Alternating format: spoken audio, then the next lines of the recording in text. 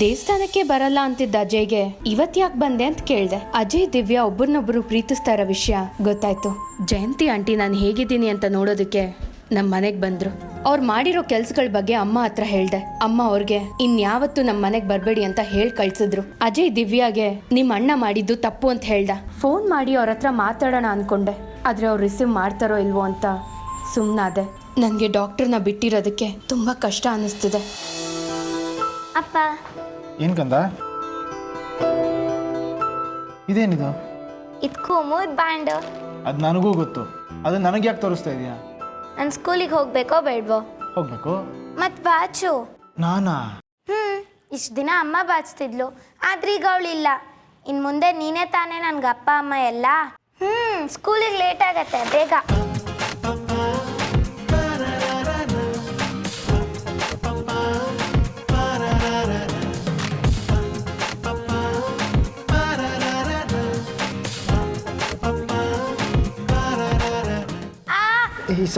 ಸಾರಿ ಕಂದ, ಸಾರಿ.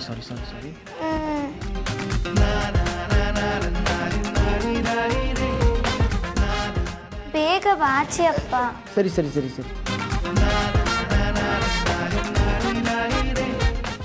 ಅಮ್ಮ. ಸಾರಿ.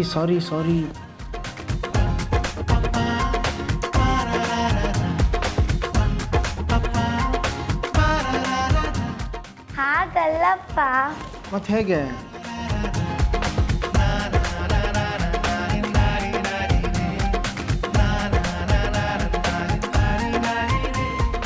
ಹೀಗೆ ಬಾಚ್ಬೇಕು, ಬಾಚಿ ಈಗ. ಅಮ್ಮ. ಸಾರಿ, ಅದು ರೂಢಿ ಇಲ್ವಲ್ಲ ಕಂದ, ಅದಕ್ಕೆ ಇವತ್ತೊಂದು ದಿವಸ ಅಡ್ಜಸ್ಟ್ ಮಾಡ್ಕೋ. ಇನ್ನು ಮುಂದೆ ರೂಢಿ ಮಾಡ್ಕೋ. ನೀನು ನೋಡಿದ್ರೆ ಸಂಕಟ ಪಡ್ಲೋ ಸಿಟ್ಟು ಮಾಡ್ಕೊಳ್ಳೋ ಒಂದು ಅರ್ಥ ಆಗ್ತಾ ಇಲ್ಲ ಕಣೋ. ಪ್ರತಿಭಾ ಇದ್ದಿದ್ರೆ ನಿನಗೆ ಈ ಗತಿ ಬರೋದಾ? ನನಗೇನಾಗಿದೆ ಅಜ್ಜಿ? ನನಗೆ ಯಾವ ಕಷ್ಟ ಇಷ್ಟನೂ ಇಲ್ಲ. ಕಾಣಿಸ್ತಾ ಇದೆಯಲ್ಲಪ್ಪ, ಇಷ್ಟು ದಿನ ಪೇಷಂಟ್ನ ಚೆಕ್ ಮಾಡಿ ಕಾಯಿಲೆಗೆ ಔಷಧಿ ಬರ್ಕೊಡ್ತಾ ಇದ್ದೆ. ಈಗ ತಲೆ ಬಚ್ಚದ ಕೂತಿದ್ಯಾ. ಪ್ರತಿಭಾ ಈ ಮನೇಲಿಲ್ಲ ಅನ್ನೋದು ನಮ್ಮೆಲ್ಲರನ್ನೂ ಕಾಡ್ತಾ ಇದೆ. ನಿನಗ್ಯಾಕೋ ಕಾಡ್ತಾ ಇಲ್ಲ? ಅಜ್ಜಿ, ಅಮ್ಮನ ಬಗ್ಗೆ ಮಾತಾಡಬೇಡಿ. ನನ್ನಪ್ಪ ಒಳ್ಳೆಯವರು. ಅಮ್ಮಂಗೆ ನನ್ನ ಮೇಲಾಗ್ಲಿ ಅಪ್ಪನ ಮೇಲಾಗ್ಲಿ ಪ್ರೀತಿನೇ ಇಲ್ಲ. ಇದನ್ನೆಲ್ಲ ಯಾರ ಹೇಳಿದ್ದು ನಿನಗೆ? ಜಯಂತಿನಾ? ಅಪ್ಪ. ಹೌದೇನಾ?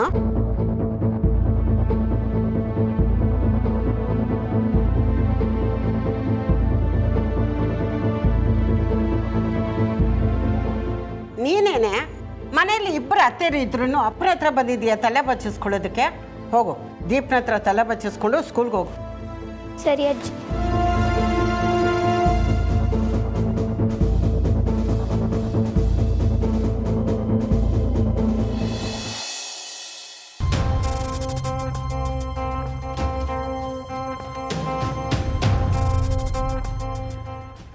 ಪ್ರತಿಭಾ ವಿಷಯದಲ್ಲಿ ನಾನು ಓವರ್ ರಿಯಾಕ್ಟ್ ಮಾಡ್ಬಿಟ್ನಾ?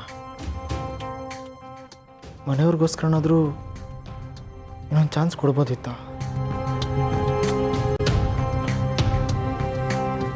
ಒಟ್ಟು ಮಾತೇ ಉಳಿಸ್ಕೊಳ್ಳಿಲ್ಲ.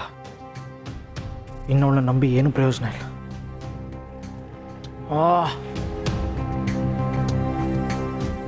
ಹಿಂಗೆ ಕೂತಿದ್ರೆ ತಲೆ ಕೆಟ್ಟೋಗುತ್ತೆ. ಮೊದಲು ಕ್ಲಿನಿಕ್ ಓಪನ್ ಮಾಡೋದ್ರ ಕಡೆ ಗಮನ ಕೊಡಬೇಕು.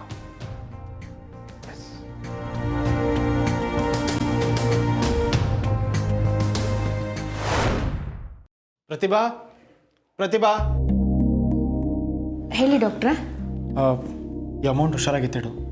ಲ್ಯಾಬಿಗೆ ಬೇಕಾದ್ರೆ ಎಕ್ವಿಪ್ಮೆಂಟ್ಸ್ ಪರ್ಚೇಸ್ ಮಾಡೋದಕ್ಕೆ ಅಮೌಂಟ್ ತಂದಿದ್ದೀನಿ.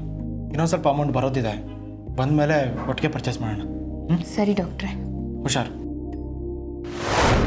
ದುಡ್ಡು ಪ್ರತಿಭಾ ಕೊಟ್ಟು ಎತ್ತಿಡು ಅಂತ ಹೇಳಿದ್ದೆ. ಎಲ್ಲಿಟ್ಟಿರ್ಬೋದು ನೋಡ.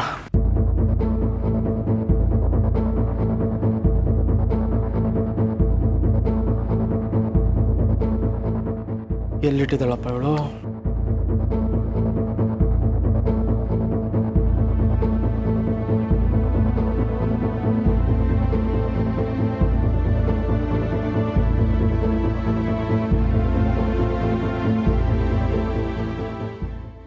ಮನೇಲೆ ಎತ್ತಿಡು ಅಂತ ಹೇಳಿದ್ನಲ್ಲ.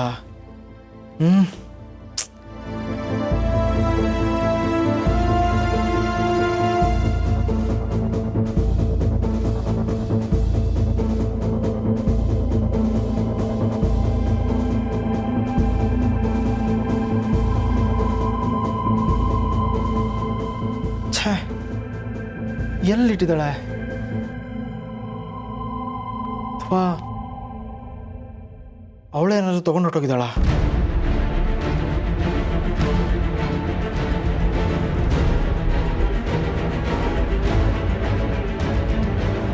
ಅಮ್ಮ ಅಮ್ಮ ಅಮ್ಮ.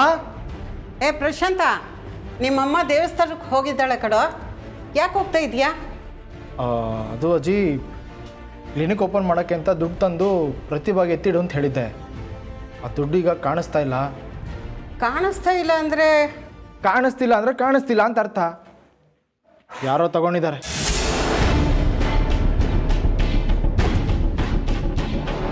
ನಿನ್ನ ರೂಮ್ನಲ್ಲಿರೋ ದುಡ್ಡನ್ನು ಯಾರೋ ತೊಗೊಳ್ತಾರೆ?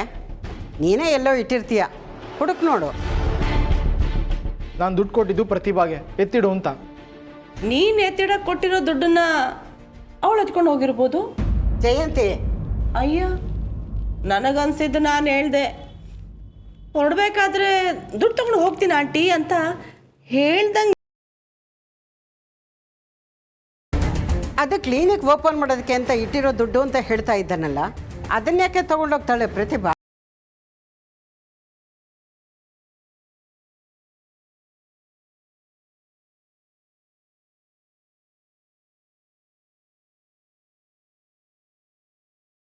ನಿನ್ನಿಂದ ದೂರ ಹೋಗಿರೋದೇ ಅವಳಿಗೆ ದೊಡ್ಡ ಶಾಕ್ ಆಗಿದೆ. ಇನ್ನು ನೀನು ಕ್ಲಿನಿಕ್ ಓಪನ್ ಮಾಡೋದಕ್ಕೆ ಅಂತ ಇಟ್ಟಿರೋ ದುಡ್ಡನ್ನು ಅವಳು ತಗೊಂಡೋಗ್ತಾಳ?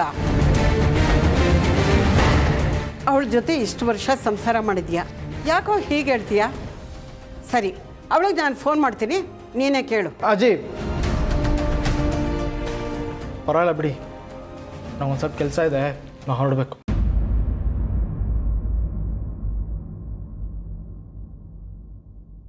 ಜಯಂತಿ, ನನಗೆ ಯಾಕೋ ನಿನ್ನ ಮೇಲೆ ಅನುಮಾನ ಕಣೆ. ಈ ಕೆಲಸ ನೀನೇ ಮಾಡಿರ್ಬೋದು ಅಂತ. ಈ ಮನೇಲಿ ಏನೇ ನಡೀಲಿ ನನ್ನ ಮೇಲೇನೆ ಅನುಮಾನ ಬೀಳೋದು ನೀನು. ಯಾಕೆ ಹೇಳಿ? ಈ ಮನೇಲಿ ಬಿಟ್ಟು ಬಿದ್ದು ತಿಂತಾ ಇದ್ದೀನಲ್ಲ, ಅದಕ್ಕೆ.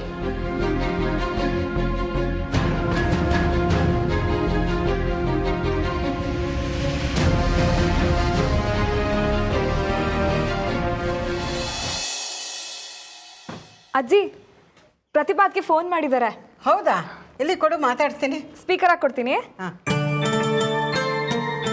ಹಲೋ ಪ್ರತಿಭಾ, ಅಜ್ಜಿ, ಹೇಗಿದ್ದೀಯಮ್ಮ? ಏನಂತ ಹೇಳಿ ಅಜ್ಜಿ, ಪ್ರಶಾಂತ್ ಅವ್ರು ಏನು ಮಾಡ್ತಿದ್ದಾರೆ? ಅಮ್ಮನ ಮನೆಗೆ ಹೋದ್ರು ಗಂಡನ ಯೋಚನೆನಾ? ಬರೀ ಅವರೊಬ್ಬರ ಯೋಚನೆ ಮಾತ್ರ ಅಲ್ಲ, ಎಲ್ಲರ ಯೋಚನೆನೂ ಇದೆ ನನಗೆ. ಅಷ್ಟು ಯೋಚನೆ ಇರೋವಳು ನಮ್ಮನ್ನೆಲ್ಲ ಯಾಕೆ ಬಿಟ್ಟೋದೆ? ನನ್ನ ಸ್ವಾರ್ಥಿ ಅನ್ನಿಸ್ತಿದ್ದೀನ? ಸಂಕಟ ಆಗತ್ತೆ ಕಣೆ ನೀನು ನೆನೆಸ್ಕೊಂಡ್ರೆ. ಈ ಮನೆ ಮಗಳು ಸ್ಥಾನದಲ್ಲಿದ್ದೆ ನೀನು. ಈಗ ನನ್ನ ಮಗಳು ಹೇಗಿದ್ದಾಳೆ? ಟೈಮಿಗೆ ಊಟ ಮಾಡ್ತಿದ್ದಾಳ ಅಥವಾ ಅಮ್ಮ ಬೇಕು ಅಂತ ಹಠ ಮಾಡ್ತಿದ್ದಾಳ? ಚೇಚೆ, ಅವಳು ನಿನ್ನ ಹಾಗೆ ಅಮ್ಮನಂತೆ ಮಗಳು, ಏನೂ ಕಾಟ ಇಲ್ಲಮ್ಮ. ಪ್ರಶಾಂತರ ಅವಳು ನನ್ನ ಮೇಲೆ ಕೋಪ ಮಾಡ್ಕೊಂಡ್ಬಿಡ್ತಾಳೆ ಅಂತ ಭಯ ಆಗಿತ್ತು. ಚೇಚೆ, ಹಾಗೇನಿಲ್ಲ ಬಿಡು. ನೀನು ಯಾವಾಗ ಬರ್ತೀಯಾ? ಬರ್ತೀನಿ ಅಜ್ಜಿ, ನನಗೂ ನಿಮ್ಮನ್ನು ಬಿಟ್ಟು ತುಂಬ ದಿನ ಇರೋಕ್ಕಾಗಲ್ಲ. ಅದೇ ಯಾವಾಗ? ನೀನು ಬರಲಿಲ್ಲ ಅಂದರೆ ನಾವೆಲ್ಲ ಅಲ್ಲಿಗೆ ಬಂದುಬಿಡ್ತೀವಿ. ನೀನಿಲ್ಲ ಅಂದರೆ ನಮಗೂ ಈ ಮನೇಲಿ ಇರೋದಕ್ಕಾಗ್ತಿಲ್ಲಪ್ಪ. ಯಾಕಜ್ಜಿ ಹಾಗೆ ಹೇಳ್ತಿದ್ದೀರಾ? ಮನೇಲೇನಾದರೂ ಸಮಸ್ಯೆನಾ? ಪ್ರತಿಭಾ, ಒಂದು ಮಾತು ಕೇಳ್ತೀನಿ, ತಪ್ಪು ತಿಳ್ಕೊಬೇಡ್ವೆ? ಕೇಳಿ. ಪ್ರಶಾಂತು ಕ್ಲಿನಿಕ್ ಶುರು ಮಾಡೋದಕ್ಕೆ ಅಂತ ದುಡ್ಡು ನಿನ್ನ ಕೈ ಕೊಟ್ಟಿದ್ದಂತೆ, ಹೌದಾ? ಹೌದಜ್ಜಿ, ಕಬೋರ್ಡಲ್ಲಿ ಇಟ್ಟಿದ್ದೀನಿ. ಬರಬೇಕಾದ್ರೆ ಯಾರಿಗಾದ್ರೂ ಹೇಳಬೇಕಿತ್ತು, ಮರ್ತೋಯ್ತು. ಆ ದುಡ್ಡನ್ನ ನೀನೇನು ತೊಗೊಂಡು ಹೋಗಿಲ್ಲ ಅಲ್ವಾ ಪ್ರತಿಭಾ? ಅಜ್ಜಿ, ನನ್ನ ತಾಯಿ ಮೇಲೆ ಆಣೆ ಮಾಡ್ತಿದ್ದೀನಿ, ಬರಬೇಕಾದ್ರೆ ನನ್ನ ಬಟ್ಟೆ ಮಾತ್ರ ತೊಗೊಂಬಂದೆ. ಅಜ್ಜಿ, ಆ ದುಡ್ಡನ್ನ ಡಾಕ್ಟ್ರು ಕ್ಲಿನಿಕ್ ಓಪನ್ ಮಾಡೋಕ್ಕೆ ಅಂತ ಹೇಳ್ಕೊಟ್ಟಿದ್ರು. ಆ ದುಡ್ಡನ್ನ ನಾನು ಯಾಕೆ ತರಲಿ? ಮನೇಲೆಲ್ಲರೂ ನಾನೇ ಕಳ್ಳಿ ಅನ್ನೋ ಥರ ನೋಡ್ತಿದ್ದಾರಾ? ಚೇಚೆ ಇಲ್ಲಮ್ಮ, ಪ್ರಶಾಂತನೇ ನೀಟಾಗಿ ಹುಡುಕ್ಲಿಲ್ಲ ಅಂತ ಕಾಣುತ್ತೆ. ಇನ್ನೊಂದು ಸಾರಿ ಹುಡುಕೋದಕ್ಕೆ ಹೇಳ್ತೀನಿ ಬಿಡು. ಈಗ ನಿನಗಿರೋ ಟೆನ್ಷನೇ ಸಾಕು, ಮತ್ತೊಂದು ತಲೆನೋವು ಬೇಡ. ಈಗ ಆ ದುಡ್ಡಿನ ವಿಷಯ ಮರ್ತು ಬಿಡು. ನೀನು ಆದಷ್ಟು ಬೇಗ ಮನೆಗೆ ಬರೇ. ಸರಿ ಅಜ್ಜಿ. ಸರಿ ಅಮ್ಮ.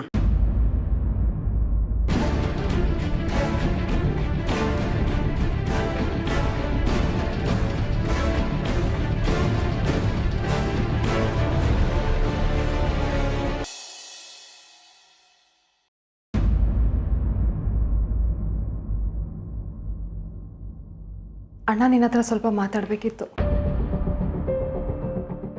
ನಿಮ್ಮ ಅತ್ತಿಗೆ ಬಗ್ಗೆ ಮಾತಾಡೋದಾದ್ರೆ ಐ ಆಮ್ ಸಾರಿ. ನಿನ್ನ ಹೆಂಡತಿ ಬಗ್ಗೆ ಕೇಳೋ ಆಸಕ್ತಿ ಅಂತೂ ನಿಂಗೆಲ್ಲ. ನನ್ನ ಗಂಡನ ಬಗ್ಗೆ ಏನಾದರೂ ಕೇಳೋ ಆಸಕ್ತಿ ಇದೆಯಾ?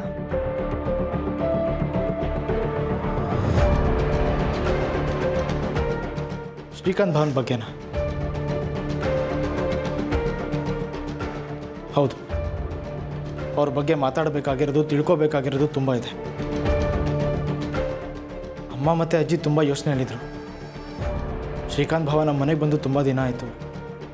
ನೀವಿಬ್ಬರು ನಗ್ನಾಗ್ತಾ ಓಡಾಡಿದ್ದ ನೋಡಿ ತುಂಬ ಕಾಲನೇ ಆಗೋಯ್ತು. ಮೋಸ್ಟ್ಲಿ ನೀವಿಬ್ಬರು ಮಧ್ಯೆ ಏನೋ ಸರಿಗಿಲ್ಲ ಅಂತ ಕೂಡ ಏನೋ ಯೋಚನೆ ಮಾಡ್ತಿದ್ರು. ಹೌದು, ಯಾವುದು ಸರಿ ಇರಲಿಲ್ಲ ಅಣ್ಣ. ಸರಿ ಇರಲಿಲ್ಲ ಅಂದರೆ? ಶ್ರೀಕಾಂತ್ಗೆ ನನ್ನ ಮದುವೆ ಆಗೋಕ್ಕೆ ಇಷ್ಟ ಇರಲಿಲ್ಲ ಅಣ್ಣ.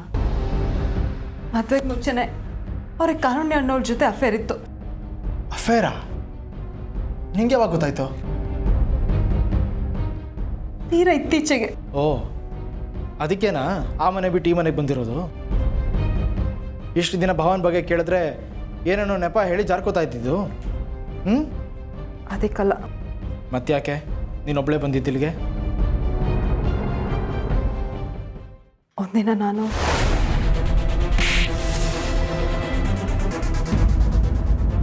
ಶ್ರೀಕಾಂತ್ ಶ್ರೀಕಾಂತ್ ಶ್ರೀಕಾಂತ್ ಶ್ರೀಕಾಂತ್ನ ಸಾಯಿಸ್ಬಿಟ್ಟಲ್ಲೇ. ಏನು ನೀನು ಭಾವನ್ ಕೊಂದ್ಯಾ? ಹೊಂದಿದ್ದೀನಿ ಅಂದ್ಕೊಂಡು ಇಷ್ಟು ದಿನ ಭಯದಲ್ಲೇ ಬದುಕ್ತಾ ಇದ್ದೆ.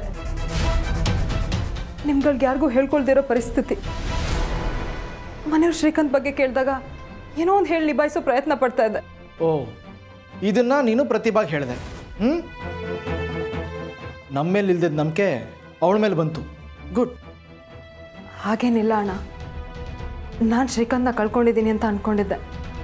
ಆದರೆ ಅವ್ರು ಬದುಕಿರೋದನ್ನ ಅದ್ಗೇನೆ ಪತ್ತೆ ಮಾಡಿ ಹೇಳಿದ್ದು. ಏನೋ ಶ್ರೀಕಾಂತ್ ಭಾವ ಬದುಕಿದಾರ? ಮತ್ತು ಸ್ವಲ್ಪ ಹೊತ್ತಿಗೆ ಮುಂಚೆ ನೀನು ಅವ್ರನ್ನ ಕೊಂದೆ ಅಂತ ಹೇಳಿದೆ. ಕಾರುಣ್ಯ ಬಗ್ಗೆ ಡೀಟೇಲ್ಸ್ ಕಲೆಕ್ಟ್ ಮಾಡಿ ಶ್ರೀಕಾಂತ್ ಬದುಕಿರೋ ವಿಷಯನ ಅದಕ್ಕೆ ಪತ್ತೆ ಮಾಡಿದ್ರು. ಅಲ್ಲ, ನೀನು ಕೊಂದೆ ಅಂದಮೇಲೆ ಅವ್ನು ಮತ್ತೆ ಬದುಕೋಕೆ ಹೇಗೆ ಸಾಧ್ಯ? ನನ್ನನ್ನು ದೂರ ಮಾಡಿ ಅವರಿಬ್ಬರ ಜೊತೆಗಿರೋದಕ್ಕೆ ಮಾಡಿದ ಸಂಚು. ಈಗ ಎಲ್ಲಿದ್ದಾನವನು? ದುಬೈಯಲ್ಲಿ. ಅವನ ಅಡ್ರೆಸ್ಸು ಡೀಟೇಲ್ಸ್ ಎಲ್ಲ ಅದಕ್ಕೇನೆ ಕಲೆಕ್ಟ್ ಮಾಡಿದ್ದಾರೆ. ಆ ಅಡ್ರೆಸ್ ನನಗೆ ಕೊಡು, ನಾನೇ ಹೋಗಿ ಅವ್ನು ಕತ್ತಿನ ಪಟ್ಟಿ ಹಿಡ್ಕೊಂಡು ಹೇಳ್ಕೊಂಬರ್ತೀನಿ. ಹೇಳ್ಕೊಂಬಂದು ಏನು ಮಾಡ್ತೀಯಾ?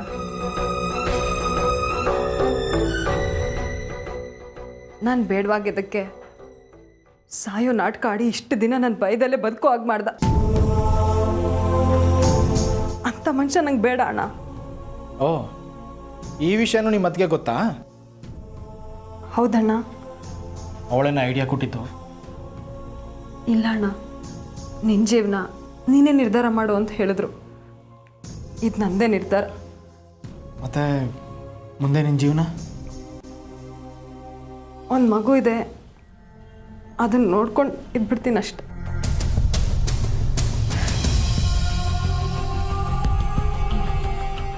ಸಾರಿ ಕಣೋ, ನಿನ್ನ ಫ್ರೆಂಡ್ ಥರ ಅಂತ ಅನ್ಕೊ ಹೇಳ್ತಿದ್ದೆ. ಆದರೆ ನೀನು ಅರ್ಥ ಮಾಡ್ಕೊಳ್ಳೋದ್ರೆ ನಾನು ಸೋತ್ಬಿಟ್ಟೆ. I am sorry. Don't worry, ನಾನು ನಿನ್ನ ಜೊತೆ ಇದ್ದೀನಿ. ನಿನ್ನ ಜೀವನ ಹೀಗೆ ಹಾಳಾಗೋದಕ್ಕೆ ನಾನು ಬಿಡಲ್ಲ. ಇದ್ರ ಬಗ್ಗೆ ಇನ್ನೊಂದಿನ ನಿನ್ನ ಜೊತೆ ಮಾತಾಡ್ತೀನಿ. ಅದಕ್ಕೇನು ಅವಸರ ಇಲ್ಲ ಅಣ್ಣ. ಈ ವಿಷಯನ ಇಷ್ಟು ದಿನ ಹೇಳ್ದೆ ಇವಾಗ ಹೇಳ್ತಿರೋದಕ್ಕೆ ಬೇರೆ ಉದ್ದೇಶನೇ ಇದೆ. ಏನು? ಅಮ್ಮಗೆ ಹುಷಾರಿಲ್ದೇ ಇದ್ದಾಗ ಪತ್ತೆದಾರಿಕೆ ಮಾಡೋಕ್ಕೆ ಹೋಗಿದ್ದಾರೆ ಅಂತ ಅತ್ತಿಗೆನ ಮನೆಯಿಂದ ಆಚೆ ಹಾಕಿದೆ. ಆದರೆ ಅವರು ನನ್ನ ಪ್ರಾಬ್ಲಮ್ ಸಾಲ್ವ್ ಮಾಡೋಕ್ಕೆ ಹೋಗಿದ್ರು. ಇದಕ್ಕೆಲ್ಲ ನಾನೇ ಕಾರಣ ಅಣ್ಣ. ಮನೆ ಬಿಟ್ಟು ಹೋಗ್ಬೇಕಾಗಿರೋದು ಅತ್ತಿಗೆ ಅಲ್ಲ, ನಾನು. ಅಣ್ಣ ಪ್ಲೀಸ್, ಅತ್ತಿಗೆಗೆ ಅನ್ಯಾಯ ಆಗಿದೆ. ಆದರೂ ಈ ವಿಷಯನ ಅವ್ರು ಯಾರ ಹತ್ರನೂ ಹೇಳಿಲ್ಲ. ನಿಂಗೆ ಬೇರೆ ಕೆಲಸ ಹೋಗಿದೆ, ಅಮ್ಮಗೆ ಹುಷಾರಿಲ್ಲ, ಈ ವಿಷಯ ಹೇಳಿದ್ರೆ ನೀವೆಲ್ಲ ಗಾಬರಿ ಆಗ್ತೀರಾ ಅಂತ ಅವ್ರು ಸುಮ್ಮನಾಗಿದ್ದಾರೆ. ಇವಾಗಲೂ ಈ ವಿಷಯನ ಯಾರ ಹತ್ರನೂ ಹೇಳಬೇಡ ಅಂತ ಭಾಷೆ ತಗೊಂಡಿದ್ರು. ಆದರೂ ನಾನು ನಿನ್ನ ಹತ್ರ ಹೇಳ್ತಿದ್ದೀನಿ. ಯಾಕೆ ಅಂದರೆ ನೀನು ಅದಕ್ಕೇನ ಅರ್ಥ ಮಾಡಿಕೊಂಡು ಅವ್ರನ್ನ ಮನೆಗೆ ವಾಪಸ್ ಕರ್ಕೊಂಬರ್ತೀಯ ಅನ್ನೋ ನಿರೀಕ್ಷೆಯಲ್ಲಿ. ಅಣ್ಣ ಪ್ಲೀಸ್, ಇವಾಗಲಾದರೂ ಹೋಗಿ ಅದಕ್ಕೇನು ಕರ್ಕೊಂಬರ್ತೀಯ? ನಿನ್ನ ದಾರಿಗೋಸ್ಕರ ಅವ್ರು ಕಾಯ್ತಿದ್ದಾರೆ. ಪ್ಲೀಸ್ ಕಣೋ.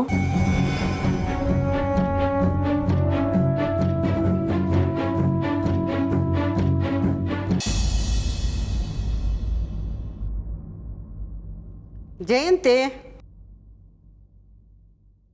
ಏನು? ಏನೇ ಹೇಳಿದೆ ನೀನು? ಪ್ರತಿಭಾ ಹೋಗೋವಾಗ ದುಡ್ಡು ತಗೊಂಡು ಹೋಗ್ತೀನಿ ಅಂತ ಹೇಳಿದ್ಲಾ? ಹೇಳದ್ಲು ಅಂತ ಅಲ್ಲ, ಹೇಳ್ದಂಗಿತ್ತು ಅಂದೆ. ಎರಡರಲ್ಲಿ ಏನೇ ವ್ಯತ್ಯಾಸ ಇದೆ? ಅಯ್ಯೋ ಹೋಗ್ಲಿ ಬಿಡು ಅಜ್ಜಿ. ಪ್ರಶಾಂತನೇ ಎಲ್ಲೋ ಇಟ್ಬಿಟ್ಟು ಎಲ್ಲೋ ಹುಡುಕಿರ್ಬೇಕು. ಮತ್ತೆ ಸುಳ್ಳು. ನೀನು ಬಚಾವಾಗೋದಕ್ಕೆ ಪ್ರತಿಭಾ ಮೇಲೆ ಆರೋಪ ಹೊರಿಸ್ತೆ ಅಲ್ವಾ? ಓ ಮೈ ದೇವ್ರೆ, ನಾನು ಕಳ್ಳಿನ? ಆಲ್ರೆಡಿ ಸುಮ್ಮನೆ ನನ್ನ ಮೇಲೆ ಆರೋಪ ಹೊರಿಸಿದ್ರೆ ನಾನು ಸುಮ್ಮನೆ ಇರಲ್ಲ. ಅಂಡರ್ಸ್ಟ್ಯಾಂಡ್? ಈಗ ಅರ್ಥ ಮಾಡ್ಕೋಬೇಕಾದವಳು ನೀನು ಅಲ್ಲ. ನಮ್ಮ ಪ್ರತಿಭಾನ್ ಕಂಡ್ರೆ ನಿನಗೆ ಯಾಕೆ ಅಷ್ಟೊಂದು ಕೋಪ? ಬಹುಶಃ ನಿನಗೆ ನೆಟ್ಟಿಗೆ ಸಂಸಾರ ಮಾಡ್ಕೊಂಡಿರೋ ಹೆಣ್ಮಕ್ಳನ್ನ ಕಂಡ್ರೆ ಆಗಲ್ಲ ಅನ್ಸುತ್ತೆ. ಈಗ ಹೇಳ್ತಾ ಇದ್ದೀನಿ, ಸರಿಯಾಗಿ ಕೇಳಿಸ್ಕೊ. ಈ ಮನೆ ಒಗ್ಗಟ್ಟಿಗೆ ಏನಾದರೂ ನೀನು ಬೆಂಕಿ ಇಡೋದಕ್ಕೆ ನೋಡಿದ್ರೆ ನಾನು ಸುಮ್ಮನೆ ಇರೋಲ್ಲ. ಇನ್ನೊಂದು ಸಲ ಪ್ರಶಾಂತ್ ಮುಂದೆ ಪ್ರತಿಭಾದೆ ತಪ್ಪು ಅಂತ ಹೇಳಿದ್ರೆ ಮರುಕ್ಷಣನೇ ನೀನು ಮನೆಯಿಂದ ಆಚೆ ಇರ್ತೀಯ. ಮನೆಯಿಂದ ಆಚೆ ಅಂದರೆ ಕೇರ್ ಆಫ್ ಫುಟ್ಪಾತ್ ಅಲ್ವಾ ಅಜ್ಜಿ? ನಮ್ಮ ಜಯಂತಿ ಜಾಣೆ ಕಣೆ, ಎಲ್ಲ ಚೆನ್ನಾಗಿ ಅರ್ಥ ಮಾಡ್ಕೊಳ್ತಾಳೆ. ನಾವೇನು ಹೆಚ್ಚಾಗಿ ಹೇಳಬೇಕಾದಿಲ್ಲ. ನಡಿ ಹೋಗೋಣ.